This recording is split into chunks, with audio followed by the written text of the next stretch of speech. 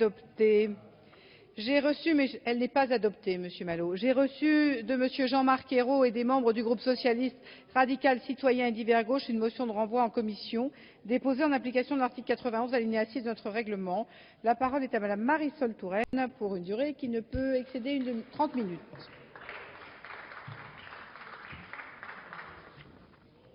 Merci Madame la Présidente, Mesdames les ministres, Monsieur le Président de la Commission, Monsieur le rapporteur général, Mesdames, Messieurs les rapporteurs, le temps des comptes et le temps des bilans est venu, puisque nous allons entamer l'examen du dernier PLFSS de cette mandature. Mais le temps des comptes est venu, et pour ce seul gouvernement, Madame la Ministre, parce que vous avez tenté, dans votre présentation initiale, de faire comme si il s'agissait, dans le cadre de ce débat, d'examiner le projet, pour autant que vous le connaissiez, du Parti socialiste. Mais ce dont nous discutons aujourd'hui, ce sont les propositions du gouvernement et de lui seul. Ce dont nous discutons exclusivement, Madame la Ministre, c'est des promesses et des engagements que vous avez pris et que vous n'avez pas tenus. Puisque, année après année, vous avez promis la responsabilité et nous avons eu des déficits cette année encore. Année après année, vous avez invoqué la justice et nous avons les déremboursements et la réduction de la prise en charge. Année après année, vous avez claironné les réformes et nous constatons l'immobilisme. Alors, à votre décharge, je dois le dire, cela ne date pas de l'arrivée au pouvoir de Nicolas Sarkozy, puisqu'on peut considérer que c'est depuis la loi de 2004 que le temps des promesses non tenues a été clairement ouvert. Et M. Bertrand, dont nous ne pouvons que regretter l'absence à l'occasion de ce débat ce soir, nous espérons malgré tout qu'il sera présent lorsque nous en viendrons à discuter les dispositions relatives à la santé. Enfin, M. Bertrand est venu s'exprimer devant nous, il ne juge pas utile de voir ce que nous avons, nous, à lui dire sur la question de la santé. Pourtant, il faisait partie du gouvernement en 2004, il a fait partie du gouvernement depuis, et c'est lui qui a promis dès 2004 3,5 milliards d'économies pour 2005 grâce à la maîtrise médicalisée. C'est lui qui a pris l'engagement de la généralisation du dossier médical personnalisé que Mme Bachelot a essayé de nous présenter comme étant sauvé, et nous voyons bien qu'il est désormais enterré. On nous avait annoncé le rétablissement des comptes pour 2008. Alors en 2007, comme il n'était pas encore au rendez-vous, le retour à l'équilibre a été promis pour 2010. En 2008, c'était 2012. Et aujourd'hui, c'est 2015. Alors franchement, je ne sais pas quel engagement vous allez prendre devant les Français. J'imagine qu'au cours de la campagne présidentielle, vous allez expliquer que la crise a été tellement terrible que vous n'avez pas pu tenir vos engagements. La crise est terrible. La crise est terrible. La crise est terrible, simplement la difficulté, c'est que la Cour des comptes, qui fait un travail qui est un travail objectif, explique que seul de 30 à 40% du déficit que nous constatons peut être imputé à la crise, pour la bonne raison que nous, quand on regarde en arrière et qu'on voit la situation qui existait en 2008, avant l'éclatement de la crise majeure, on pouvait constater que vous aviez déjà engagé la sécurité sociale sur la voie d'un déficit de 11 milliards par an en moyenne, c'est-à-dire plus que ce qui a jamais existé sous les gouvernements socialistes, sous le gouvernement socialiste de 97 à 2002, alors même que en 2002, nous avions laissé la sécurité sociale à l'équilibre. Et je dois dire que la vérité de la politique, celle sur quoi vous devrez rendre des comptes, c'est évidemment que vous aurez augmenté les prélèvements de façon systématique, que la prise en charge aura diminué, que les classes moyennes se retrouvent confrontées à des difficultés nouvelles, que les catégories populaires sont très souvent méprisées, notamment à travers la réforme des retraites que vous avez conduite, dont vous vous gargarisez régulièrement, mais qui aura eu pour résultat unique de faire porter tout le poids de l'effort à ceux qui ont commencé à travailler jeunes. Et je dois le dire, en cas de victoire de la gauche aux prochaines élections présidentielles, nous prendrons immédiatement les mesures permettant à ceux qui disposeront à 60 ans de la durée légale de cotisation de faire valoir leurs droits. Mais Madame la Ministre, la vraie question, La vraie question. Chers collègues, s'il vous plaît, on se calme. Seule Madame Touraine a la parole.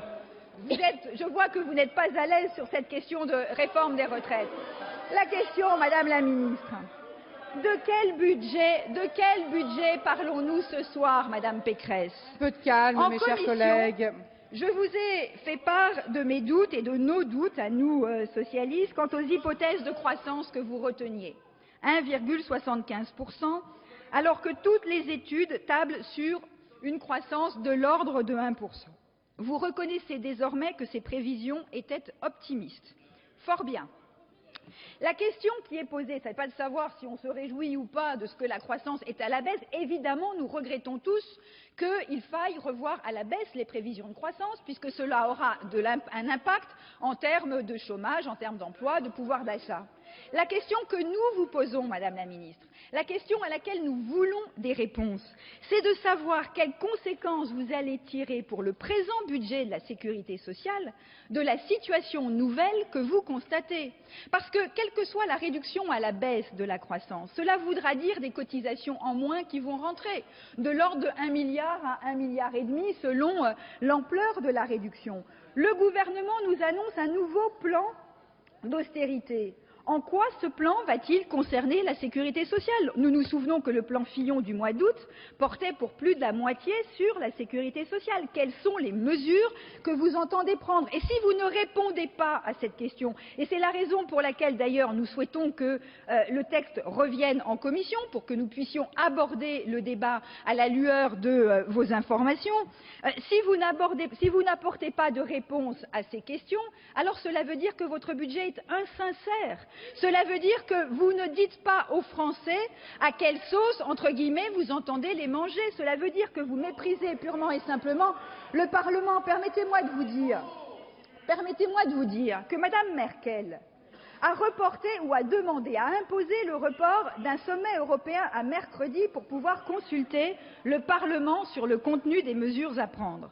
Et vous, alors même que vous réduisez de façon significative vos prévisions de croissance, vous ne prenez même pas la peine d'informer le Parlement des éléments que vous allez introduire dans ce texte de loi. Je ne peux pas croire, Madame la Ministre, que vous ayez un seul instant cru être dans le vrai, cru pouvoir nous convaincre lorsque vous annoncez, je prends la dépêche AFP, que l'ensemble des fraudes sociales serait à peu près de l'ordre de 20 milliards d'euros, soit d'environ 10% du budget de la sécurité sociale, puisqu'on voit bien que l'agitation que vous déployez depuis quelques heures autour de cette nouvelle thématique revient à dire, au fond, c'est grâce à la chasse à la fraude que nous allons pouvoir faire face à la nouvelle situation financière qui nous est imposée. Je ne peux pas croire, Madame la Ministre, pas vous quand même, que vous pensiez une seule seconde être dans le vrai, parce que s'il y a 20 milliards de fraude, on se demande ce que vous faites depuis le moment où vous êtes au pouvoir.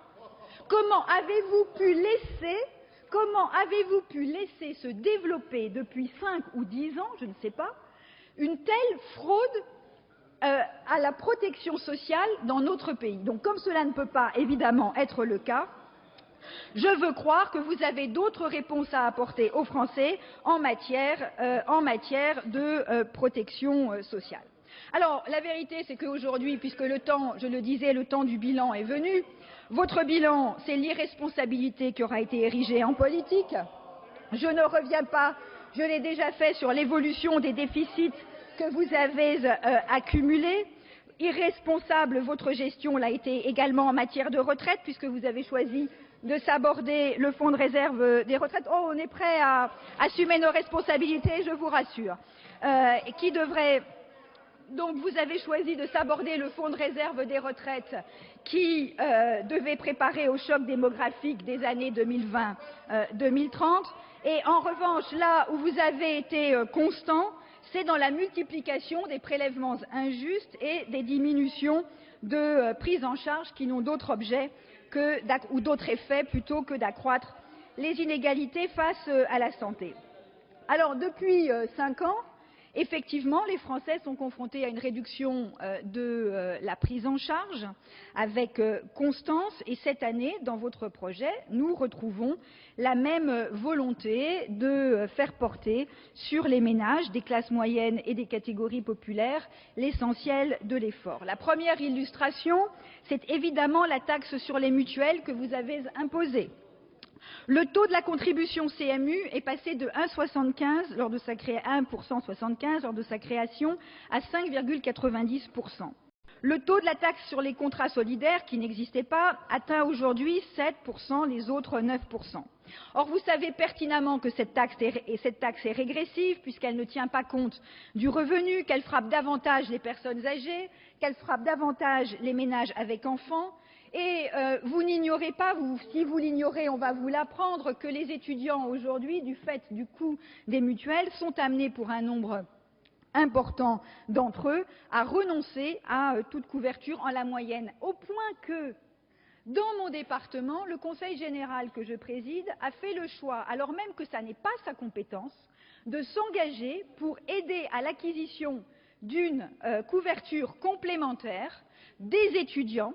Parce que ces étudiants, écoutez, vous le faites peut-être, en tout cas personne ne le voit, puisqu'on a été appelé à la rescousse, non pas les étudiants, qui n'ont pas de couverture en matière santé et qui font appel à des collectivités qui pourtant n'ont pas cette responsabilité-là. Deuxième exemple de désengagement et de pénalisation accrue des ménages, la CSG que vous imposez sur le complément de libre choix d'activité, ce qui représentera une somme importante et au fond représente une double peine pour les femmes concernées, puisque ce sont évidemment essentiellement des femmes dont les revenus n'excèdent pas 560 € en moyenne et qui, au fond, sont souvent amenées à garder leurs enfants à domicile parce qu'elles ne trouvent pas de solution de garde dans la collectivité, puisque en réduisant l'accueil des enfants à l'école notamment, vous avez abouti à la saturation des systèmes de garde. Et donc ces femmes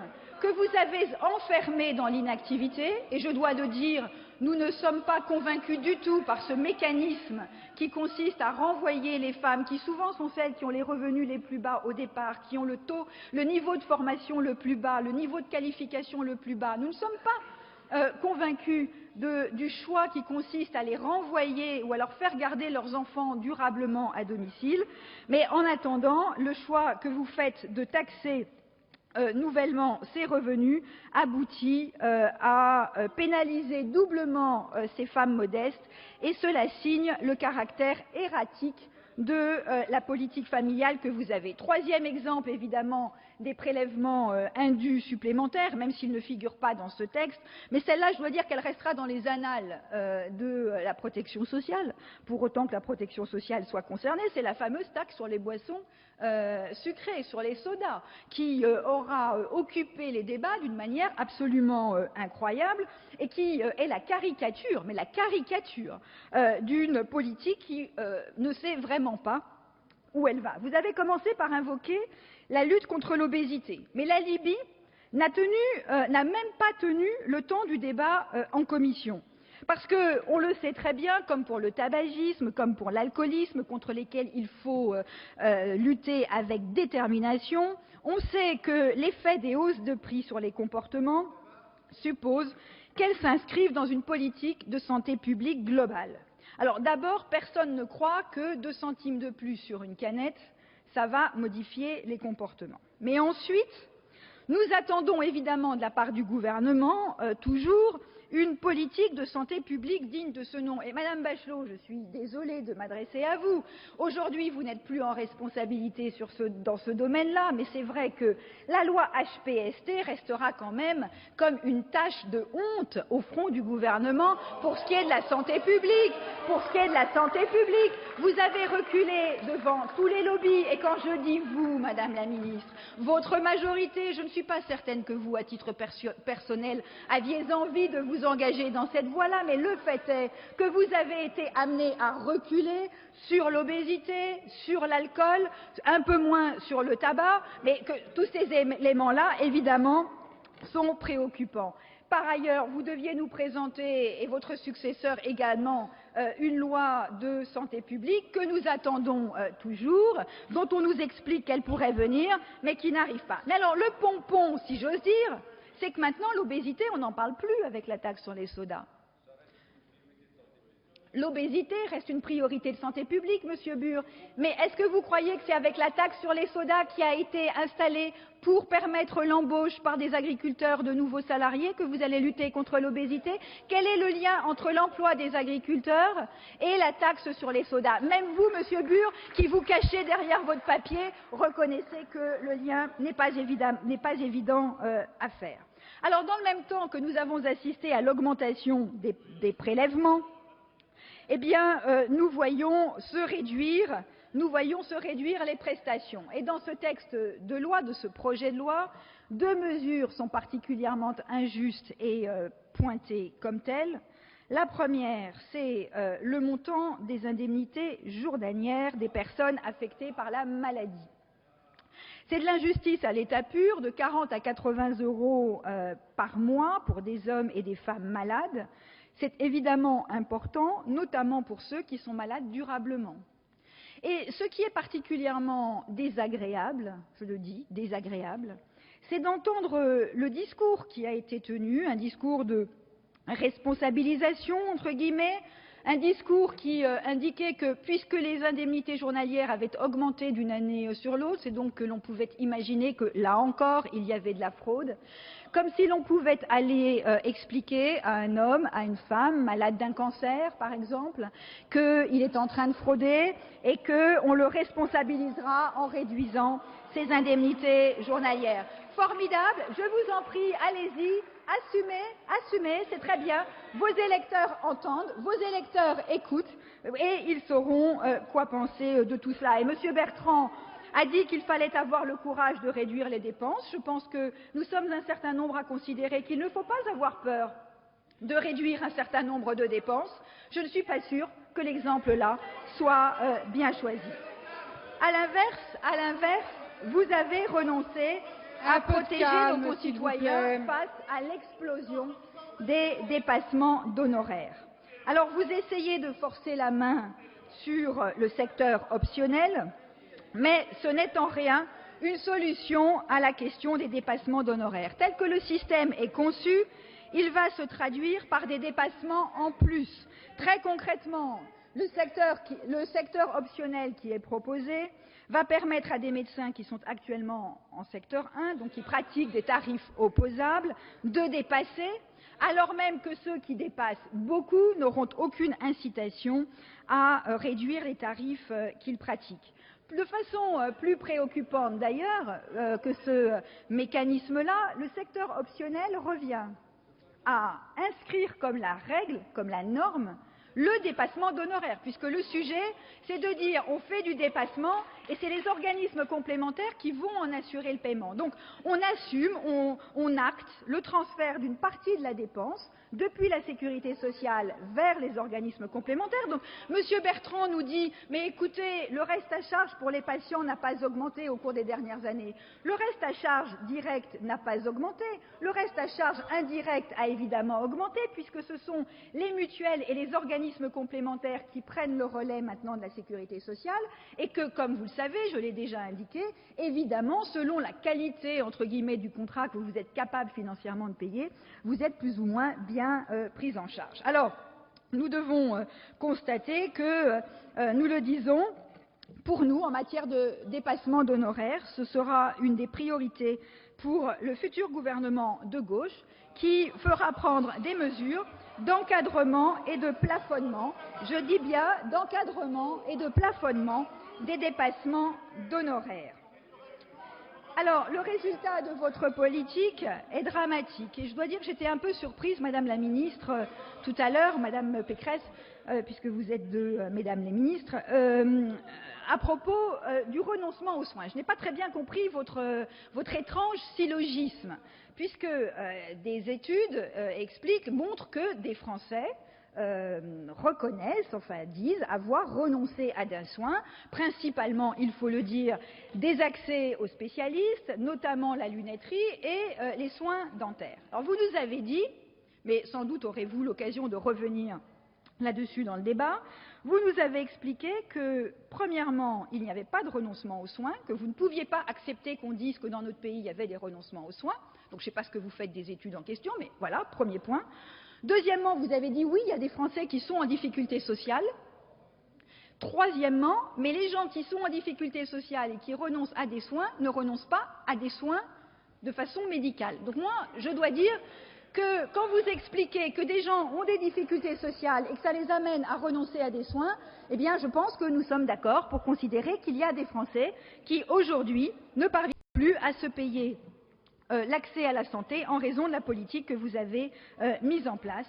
Et au fond, tout au long de ces 5 dernières années, mais de ces 10 dernières années, vous qui, aujourd'hui, avez les yeux rivés sur le triple A, qui menace de disparaître, vous aurez réussi à conserver un triple D, dettes accumulées, des remboursements injustifiés et démembrement du système de santé, ne vous en déplaise, Monsieur le Président de la Commission des affaires sociales. Alors vous me dites, mais qu'est-ce que vous proposez? Eh bien, nous proposons un certain nombre de choses. Nous considérons qu'il faut d'abord rechercher de nouveaux financements, et d'ailleurs vous en recherchez également, de nouveaux financements clairement assumés pour une refonte structurelle de l'assurance maladie. La recherche de nouveaux financements, c'est d'abord la mise à contribution des revenus du capital au même niveau que les revenus du travail. C'est une exigence de justice, c'est aussi un gage d'efficacité. Le deuxième élément, c'est l'urgence qu'il y a désormais à remettre en cause les niches fiscales et les niches sociales. Cela a déjà été évoqué. Alors que le rapport de l'inspection des finances fait état de 50 milliards de niches aux effets douteux, vous trouvez le moyen d'en créer de nouvelles à travers l'aide à l'emploi des agriculteurs. Et vous ne touchez pas à la défiscalisation, enfin non pas la défiscalisation, mais la suppression des cotisations sur les heures supplémentaires, par exemple, qui représentent près de 4 milliards d'euros par an et qui constituerait évidemment une ressource importante. Nous préconisons, outre la remise à plat de ces niches, d'en plafonner le bénéfice à 10 000 € par foyer contribuable. Et vous le savez, nous avons par ailleurs depuis plusieurs années proposé, enfin depuis 2 ans, proposé de mettre fin à la niche dite Copé et d'en affecter le produit à la sécurité sociale. Enfin, recherche de nouveaux financements, je le dis, la compétitivité de notre économie imposera de rechercher des nouvelles ressources qui ne peuvent plus être assises sur le coût du travail. Nous pensons que la TVA sociale est une mauvaise idée, venant peser davantage sur le pouvoir d'achat et donc la consommation des ménages, mais la croissance inévitable dans les années à venir des besoins de santé suppose de ne pas alourdir davantage les cotisations pesant sur le travail et donc de mettre en œuvre de nouveaux dispositifs afin d'alimenter la sécurité sociale. Nous proposerons un certain nombre de mesures dans le cadre de la campagne, une mesure dans le cadre de la campagne présidentielle. Mais si vous aviez écouté avec autant d'attention que ce que vous dites nos débats de primaire, vous auriez déjà une petite idée. Alors, il faudra par ailleurs répondre aux nouveaux défis de santé. Si nous voulons faire face à la tendance récente au creusement des inégalités de santé, nous avons besoin de mettre en œuvre une organisation de notre système qui soit différente.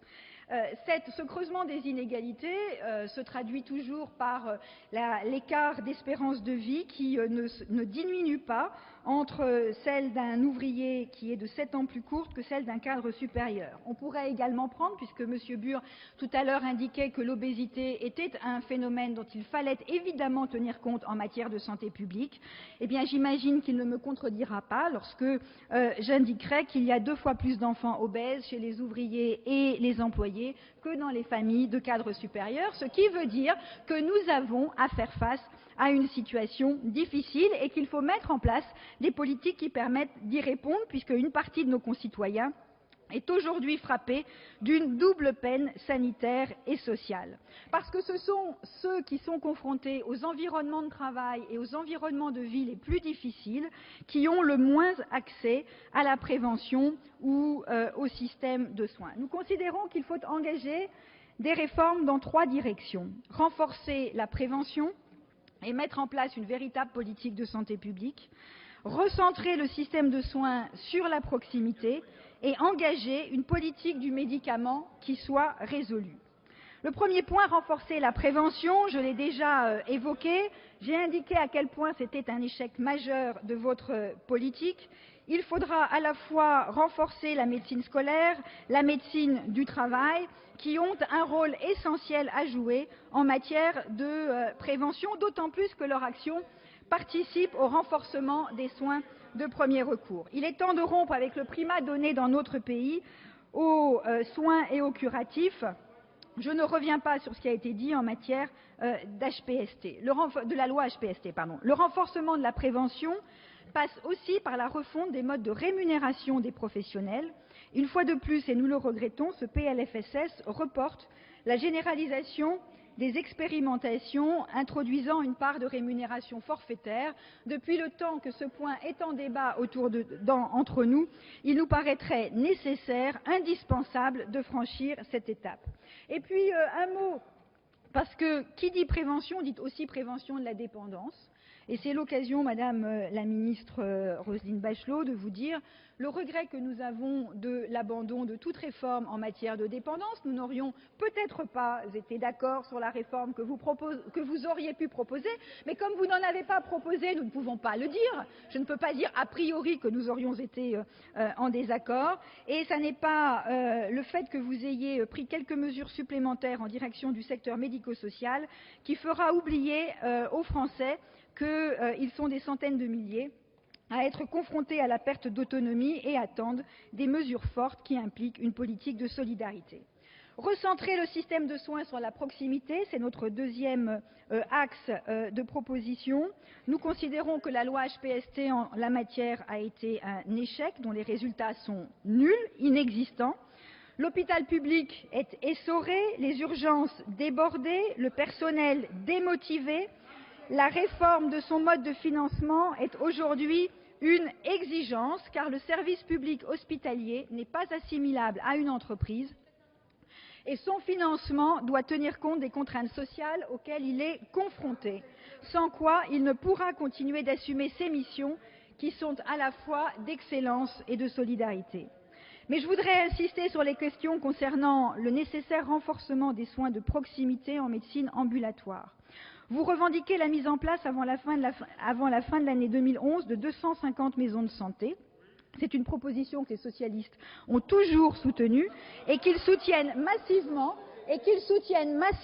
sur le plan financier, puisque ce sont les collectivités locales qui payent en l'absence de financement pérenne de l'assurance maladie. Vous êtes bien contente de trouver les régions et les conseils généraux pour payer vos maisons de santé. Mais au-delà de ces questions de financement, il ne faut pas se cacher la portée encore limitée de ces actions qui concernent moins de 5% des généralistes en France et souvent ne s'appuient pas sur un projet médical permettant le fonctionnement en équipe pluridisciplinaire. Nous disons que la lutte contre les déserts médicaux passe par une révision des études de médecine, par la mise en œuvre d'incitations qualitatives fortes, par un partenariat entre médecins et infirmières, par des transferts accrus de compétences et par la révision des modes de rémunération des professionnels de santé. Dernier axe, nous disons qu'il faut enfin une véritable politique du médicament. Nous ne sommes pas favorables à la coercition. Quant aux médicaments, il reste le grand absent de vos politiques, malgré les quelques avancées, mais vous le dites vous-même, Monsieur Bur, malgré les quelques avancées de la loi récemment votée.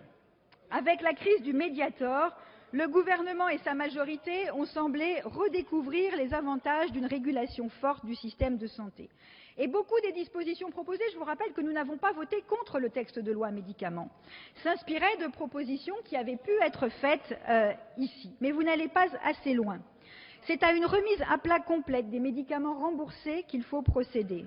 Il est urgent de franchir une nouvelle étape en matière de génériques dont la prescription stagne. il est indispensable de garantir que seule la véritable innovation thérapeutique sera remboursée.